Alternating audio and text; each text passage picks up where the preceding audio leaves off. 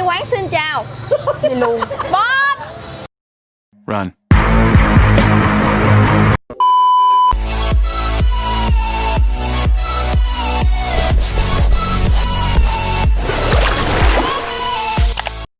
Hello, xin chào tất cả mọi người. Thì hôm nay thay vì mình sẽ ngồi ở bên trong và mình chỉ ăn thôi, thì mình sẽ đi ra bên ngoài và mình sẽ ăn ở một quán ăn của một người con fan rem, tức là Nhi Nhi quán. Xin chào mọi người. Hello mọi người.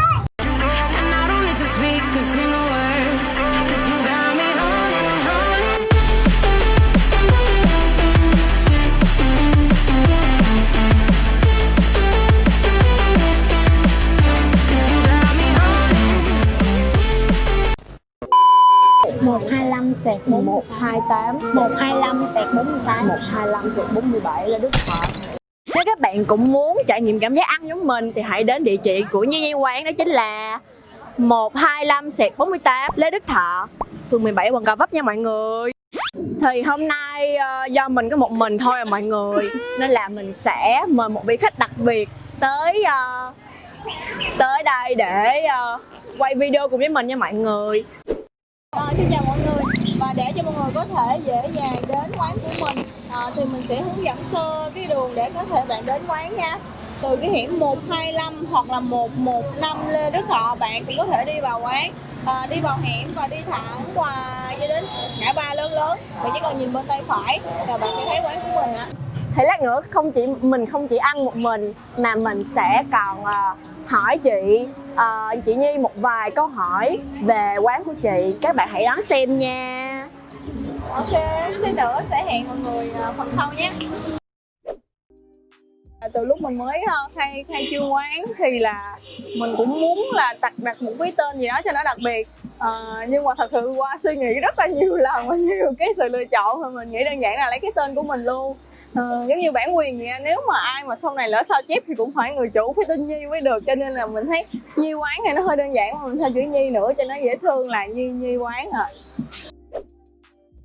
Cái ok thì chân dân mọi thứ đều ok, đều ngon và đơn giản, là giống như là một cái chữ Quy mà nó biến tấu các bạn.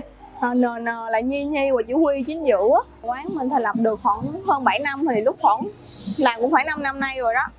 Tại vì chị nhờ một bé em chị quen và bé đó tự thiết kế bằng tay trước. Giống như mình có câu là ở đâu quen đó mà. Đặc sản Phan Rang là bởi vì nguồn gốc của những món ăn chị mang từ nguồn gốc từ Phan Rang vào. Ví dụ như bánh tráng thì chị bắt buộc phải lấy từ bánh tráng ở Phan Rang, mắm ruốc ở Phan Rang, trứng chén thì có cái hành phi là chính, hành phi bắt nguồn từ Phan Rang, nem chua thì nem chua Phan Rang. Nhưng mà khi vào đây rồi thì bánh tráng chị có thể làm cái gia vị mắm chấm nó ngọt hơn một xíu. Bởi vì ở quê chị thì ăn mặn, vị mặn hơn, hoặc là topping về tất cả các món ở quán thì chị thêm một tí, vì người Sài Gòn chị thấy mấy bạn trẻ thường thích ăn những cái món mà nhiều topping. Thì ở quê chị thường thì chỉ có bánh tráng không, bánh tráng trứng hoặc là bánh tráng nem. Thì vào đây chị biến tấu thêm có thể bánh thập cẩm nữa, có nhiều topping khác nhau để có thể các bạn nhiều có sự lựa chọn. Chị bán từ lúc mà chị là sinh viên và chị bán từ vỉa hè đối diện quán luôn. Chỉ đơn giản là chỉ có 2-3 bàn nhỏ nhỏ thôi đó, và sau đó thì là mới phát triển được như ngày hôm nay. Thì đương nhiên sẽ có rất là nhiều khó khăn, và cái khó khăn nhất là chị nghĩ đơn giản là bản thân mình trước. Tại vì khó khăn bởi vì là mình là sinh viên mới vào Sài Gòn lập nghiệp, và thật sự bắt nguồn từ mỗi công việc nó một mình chị làm hết luôn, kể cả xin mặt bằng nhỏ, người ta thấy tội người ta cũng không lấy tiền mặt bằng luôn. Và mưa gió, nhưng mà bù lại mưa gió thì phải xách cái lò nhỏ. Hồi xưa làm gì có cái lò to như thế này, những cái lò nhỏ phải xách chạy, rồi công an rồi chạy, trời ơi, rồi rất là nhiều cái khó khăn, nhưng mà thật sự rất là vui và để lại cho chị rất là nhiều kỷ niệm. Mà bỗng dưng mưa vậy thì không có trú ngụ được ở đâu hết, thì mình cũng muốn nản lắm, chứ lại là mình bán cái này hoài. Mình nghĩ đó là một công việc phụ thêm, với một cái nguồn thu nhập nhỏ phụ thêm trong thời sinh viên thôi. Nhưng mình dám mượn tiền để mình đi ra mình mướn mặt bằng nhỏ, rồi mình dám mượn tiền để nâng cấp quán hơn, mà tự hai tay mình làm hết. Và đồng thời đó là có người yêu của mình, hiện tại đồng sản của mình đó, thì hai vợ chồng cùng làm, cùng cố gắng thì mới được như vậy. Chứ thực sự có nhiều lúc rất là nản luôn, nhưng mà chắc ông trời cũng thương mình.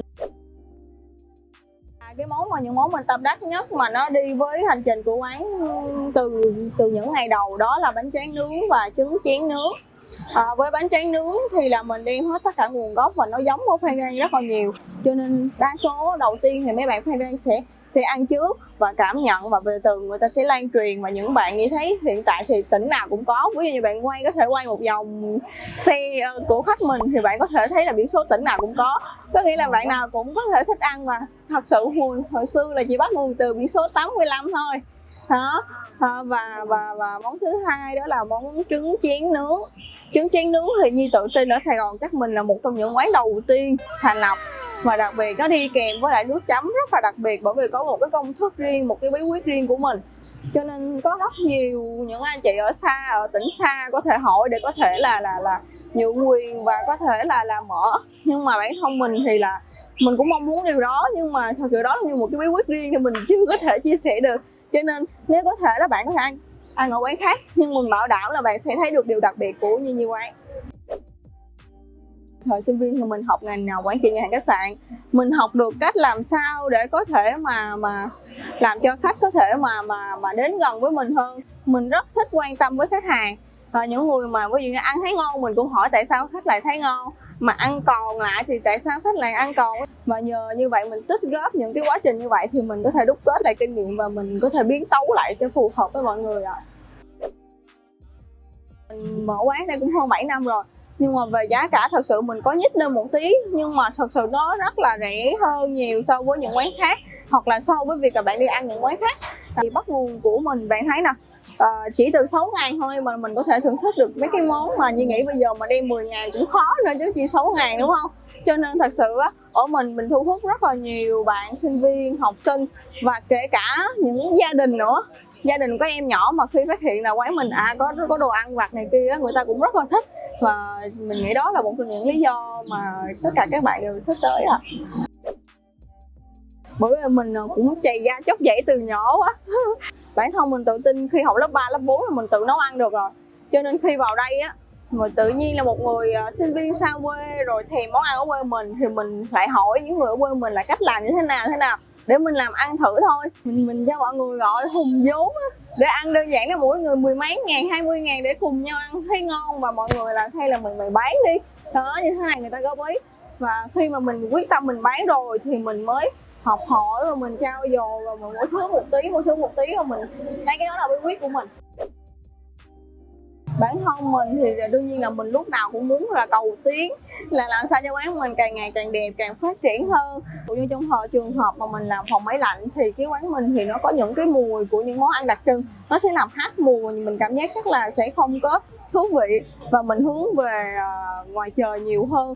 Và tương lai thì đương nhiên mình sẽ cố gắng làm sao cho nó đẹp hơn, nhưng mình sẽ hướng ngoài trời và đơn giản nhất, tối giản nhất để các bạn cảm thấy gần gũi. Hello mọi người, mình đã xuất hiện rồi nha mọi người. Mình thấy mình thương tội nghiệp quá cho nên là mình xuất hiện để ăn chung, để ăn hết những món ở đây. Chúng ta sẽ ăn món rồng bay phượng múa.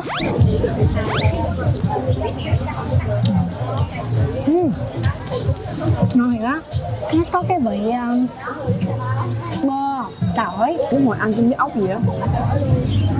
Cái này ngon thiệt á. Nhưng mà hình như lúc tụi em ăn mà chưa có bản này là chưa có món gì luôn, đúng không? Thì em nhớ là em không có thấy món rồng bay phượng múa. Ngon quá, ăn rồi hết ăn món này hết biết luôn á. Mọi người tới đây hãy nhớ thử món rồng bay phượng múa, tại vì nó rất là ngon, đúng không? Nó giống như ốc vậy. Cái vị giống cái nước sốt của ốc á.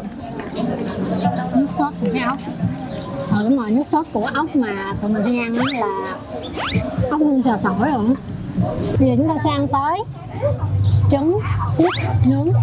Đây, một trong những món đặc trưng của quán. nhìn cái chén nước sốt này là công thức gia truyền của quán nha. Nó chua chua, sắc, chanh. Mà để ăn thử. Trong này có miếng phô mai sao? Có hai loại là chén trứng nướng không và chén trứng nướng phô mai. Như đặc biệt là Quỳnh Thương nè, ăn gì cũng trộn lên, cơm Nó trộn đậm đà gia vị. Mà cái trứng ốp la bỏ lên cơm. Đúng rồi mọi người. Dầm nát cái lòng đỏ ra. Vậy mới tức chưa to. Mình là một người rất thích ăn trứng ốp la, nhưng mà nó phải nguyên vẹn. Thường nha, những đứa con nít nó rất là thích bắt ba má nó phải làm cái trứng mình nguyên bể là nó sẽ không ăn, nó sẽ khóc lóc dễ dụa. Nhưng không, mình cố gắng mình làm nó nguyên mà nó tròn và nó đẹp, xong cái lúc đó mình hào hứng á mọi người.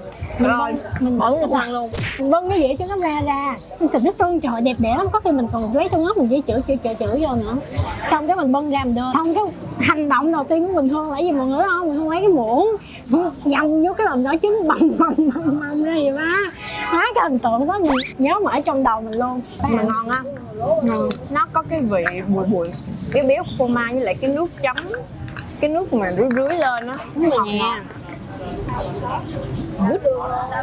ăn thêm một miếng rồng bay phượng múa nha.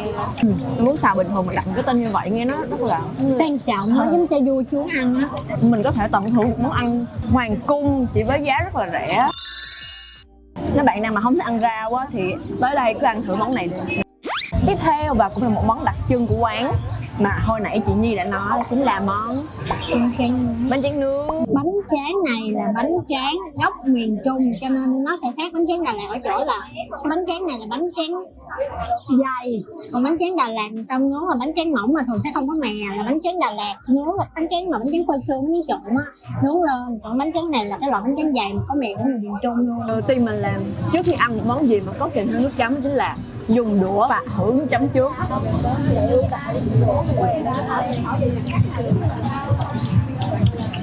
Bây giờ mình sẽ ăn nha. Nó có đồ chua, nó cộng đồ chua á, giống trong bánh mì á. Để ướp những cái nước này lúc khoảng 11 giờ đêm, Miễn là mọi người đau khổ. tiếp theo chúng ta sẽ đến với món nem nướng. Đây là món nem nướng với mọi người. Rồi bây giờ Sẽ có mình cái hỏi với lại cái gì? muối tiêu. Ủa lại này chấm với cái này hả? Trời ơi, phút đó đúng vậy. Ủa là cái này sao ta? Ủa tự sao bằng tỏi ra hả? Ê, nó có một miếng tỏi mình phải ngồng bầm ra hay sao? Gọi là so sánh á, giữa việc ăn không mình chấm và ăn chấm cái nào luôn. Mới định sẽ rút ra, cái chép miệng nó cũng được luôn. Chấm cái nước mà không phải là đi kèm món này nha. Cái này là nem chua nướng. Ai chết bà lấy ra đây. Nem nướng nhưng mà là nem chua nướng chứ không phải là.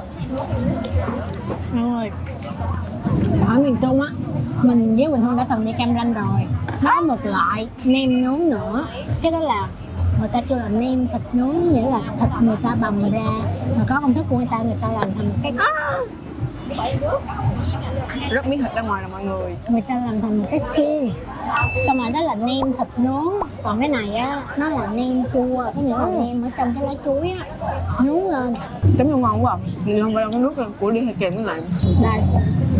Đây là mật nho. Ở Ninh Thuận đặc sản là nho xanh. Thì đây mật nho Ninh Thuận đây mọi người. Món súp nè, Một chén nhỏ nhỏ xinh xinh. mình sẽ ăn súp bằng dĩa, thử thách ăn súp bằng dĩa và muỗng và đũa. Súp này có khoai tây, có thịt bằm, có nấm mèo với trứng cút. Ăn ngon hiểu á, rất là ngon, bé đi ngon. Lý do mình không ăn miếng trứng cút Tại vì là tại vì để- mình đã dành bụng để mình ăn một món trứng khác. Món trứng cút lộn xào me. Mình sẽ ăn Một cái món trứng yêu thích này, của mình sẽ ăn trứng súp. những cái miếng trứng cút nhỏ Tại xíu vì nè. hộp vịt lộn là nguyên một con. Nước sốt me cái vị chua đáp ứng được yêu cầu của mình. Có một vài chỗ cái nước sốt me của nó không có, đối với mình thôi là mình thấy nó không có đủ cái độ chua, cái sự hỗn hợp giữa hành phi, me với lại trứng cút. Trời ơi, ăn xỉu luôn, cắn lộn miếng me chua quá. Để đơn giản là mình nghĩ ăn bắp, ngoại trừ bắp xào, mình không quan trọng nó mềm, nó dẻo, nó cứng, nó nguội, nó lạnh, nó nóng gì hết. Quan trọng là vị nó ngon. Tại sao? Tại nó đậm đà gia vị. Vì sao? Tương ớt, hành phi, rồi gì nữa, tôm khô, hành lá, tùm lum hết. Một cái sự Mọi người, hỗn hợp nếu như mà quá hoàn hảo. những cái vlog này của mình thì mình sẽ chỉ cho mọi người làm món bắp xà tép. Ủa vậy bắp xào tôm khô chứ. Không, đúng rồi, mình sẽ chỉ mọi người món bắp xào tôm tôm khô ở bên Malai á, bởi vì tụi mình muốn tiết kiệm kinh phí. Đây ăn bắp xào, ăn món bắp xào mà trong miệng ngập tôm, không có miếng bắp gì trong đó hết. Không phải Không, miếng tôm quá bự. tại vì ở bên đó nó không có tép mọi người. Đi vô nè, đi qua Malai nha, Rồi nói tiếp đi. đi qua Malai trong thời gian mình Hương ăn, mình Hương test thì mình sẽ nói đi qua Malai á, nó không thể nào tìm ra cái tép giống như mọi người xào bắp, nó chỉ có tôm khô mà dạng nấu canh thôi nha. Không, xong mình làm nè, mình lên mạng mình search là bắp xào, xong mình search là tép xào bắp, nó ra cái hình luôn. Mình đưa cho một cái chị nhân viên trong siêu thị ở bên Malai, chị đã dắt mình tới mua tôm khô. Cái lúc đó mình nghĩ trong đầu là mình không có nghĩ cái này là tôm khô, mình nghĩ trong đầu là tép, mình nghĩ là nó bự bự như vậy. Xong rồi mình đem về mình xào nó sẽ rút bớt nước, nó ra không tép không, mình nghĩ vậy thì mọi người.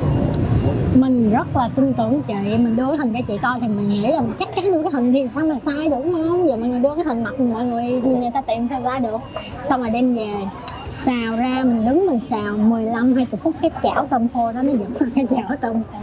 Xào mà muốn biến tôm thành tép là xào bằng niềm tin hay gì. Xong cuối cùng cái món đó không phải là bắp xào tôm khô mà là tôm khô xào bắp. Mình có hình luôn mọi người, mình sẽ để hình ở trên đây cho mọi người xem. Mấy cái dĩa đó nhìn vô là thấy cái dĩa tôm khô không bắp, nhưng mà vẫn ngon đúng không? Ngon. Tại vì cái là nhưng mà tại vì nó có tôm ở trong, mà bắp xào với tôm nó bự quá, ăn nó bị nhiều trong miệng, nó bị ngán á. Tôm tép mình nhỏ là được rồi. Không, mà cái món tôm khô xào bắp ngon. Ngon nhưng mà nó dễ ngán.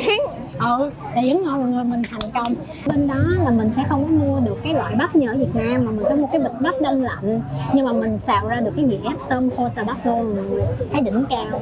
Thì muốn ăn bánh tráng trộn như bạn em á, là bây giờ nó có ăn được bánh tráng chán nào bên bển nó cũng sẽ ngon đúng không? Tại vì bên đó đâu có bánh tráng trộn đâu mọi người. Mình sẽ ăn thử Bé rồng nha mọi người. bé rồng Bé rồng với bé lỗ. bé rồng với lỗ là bánh này, không, cái này là bé rồng.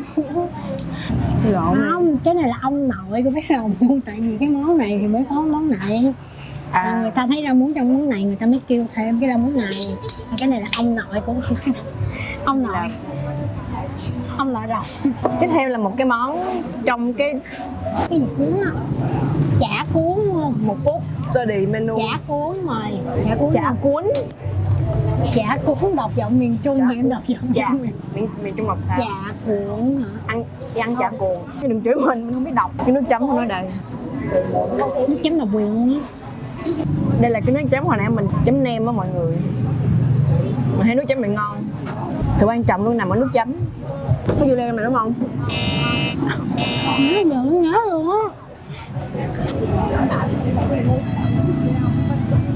Cái gì đó xúc động quá, món ngon quá nên hơi bị xúc động nha. Bún chả với xà lách với lại dưa leo. Đôi khi là ăn gỏi cuốn mà mình chỉ lấy bánh tráng mình chấm nước rồi mình ăn. Có nhiều đứa nó ăn bánh tráng Dạ, tương dạ. á, bánh tráng tương nó cũng thấy ngon á. Last but not least, Very we have very bự tôm. Đây là món bún mắm nêm thì phải. Một cái vật dụng không nên dùng tay của mình chấm nước chấm nha mọi người, dùng một vật dụng gì đó chấm nước chấm, đừng nên dùng tay dơ lắm. Phan cà răng. Rồi cái gì vậy? Hả? Cái gì vậy? Ngon. Sao mà em cái gì Nó vậy? đậm đà gia vị quá, ngon lắm á. Mà nó hơi cay, thử cái vị đầu tiên vô á thấy là cái gì vậy? Cái gì vậy? Tại không phải là cái gì vậy tại vì nó quá dở, mà là cái gì vậy, mà là cái gì vậy tại vì nó Em có cần diễn tả nó bùng nổ, nó bùng nổ gia vị trong miệng. nghe mấy cái từ mà mắm nêm rồi mắm cá đục rồi mắm cái nói chung là cái từ mắm mọi người Mắm cá linh. mắm cá linh mọi người sẽ nghe mọi người có cảm giác có mùi trong cái từ mắm á, nhưng mà thật ra thì mình là người chưa bao giờ ăn mắm nêm nha, nhưng mà mình thấy cái này không có khó ăn. Trời, ngon quá, ăn bún ngon nữa.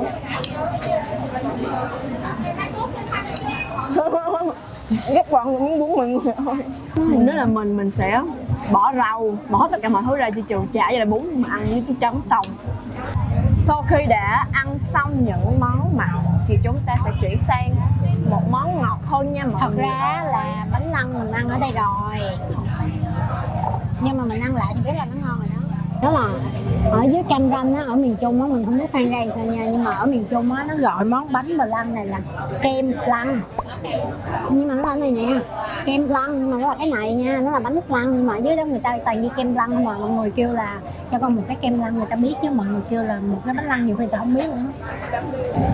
Nhiều người cho rằng bánh flan thuộc ẩm thực Pháp có nguồn gốc từ nước Pháp, nhưng thực chất nguồn gốc của món bánh này có từ rất xưa, là từ thời La Mã cổ đại. Và lúc đó người ta sử dụng trứng gà trộn với mật ong để tạo ra bánh flan. Wow. Mình nghe tới bánh flan mình nghĩ là của Pháp, tại vì bánh flan là do người Pháp mang đến Việt Nam. Cái vị nó béo béo, cái trứng của nó. Thì món nào đa số cũng ngon hết. Lý do mà tụi mình không ăn hết không phải vì nó không ngon, mà tại vì nó quá nhiều nha mọi người. Đây là một cái series ăn đi rồi lăn, và cũng là cái video đầu tiên tụi mình bấm máy quay luôn. Đầu tiên thì sẽ gửi lời cảm ơn đến những bạn đã xem video này đến phút giây cuối cùng và nghe những câu chuyện ở đằng sau video. Cái thứ hai nữa là gửi lời cảm ơn đến chị Nhi vì đã rất là nhiệt tình hỗ trợ tụi mình dù mùa dịch nha. Nhưng chị không tăng giá bất cứ món ăn nào luôn. Suốt 7 năm qua, từ chị là một cái gánh vỉa hè đối diện quán thôi, cũng không tăng bất kỳ giá của món ăn nào trong này luôn. Bởi vì tiêu chí của chị là đem đến những cái món ăn mà phù hợp với giá của học sinh sinh viên. Bởi vì học sinh sinh viên thì đâu có nhiều tiền đâu. Video này là cái video đầu tiên trong series mình đi ăn ở ngoài, series ăn đi rồi lăn của The Food Say. Tuy nhiên thì nó sẽ có một vài cái lỗi nhỏ về âm thanh hoặc là về bla bla bla gì đó, mong là mọi người sẽ bỏ qua. Và nếu có bất kỳ cái sự không hài lòng nào thì mọi người có thể comment để cho tụi mình biết và sửa chữa trong những video sau. Cũng như là nếu có những cái quán ăn nào mà muốn tụi mình đi trải nghiệm thử thì cứ comment ở bên dưới, hoặc là trực tiếp inbox cho Bay ăn đi rồi ăn luôn, thì chắc chắn tụi mình nhất định sẽ đi thử tất cả những món đó, dù cho là món mình thích hay là không thích đi chăng nữa. Các bạn đừng quên nhấn like và nhấn like video và subscribe The Food Say, cũng như là bật chuông lên để nhận những thông báo về các video sắp tới của tụi mình nha. Nếu các bạn đã xem tới đoạn này và nghe được mình nói câu này, hãy comment bên dưới ối là la nha mọi người. Bye bye, hẹn gặp lại vào video mới nhất.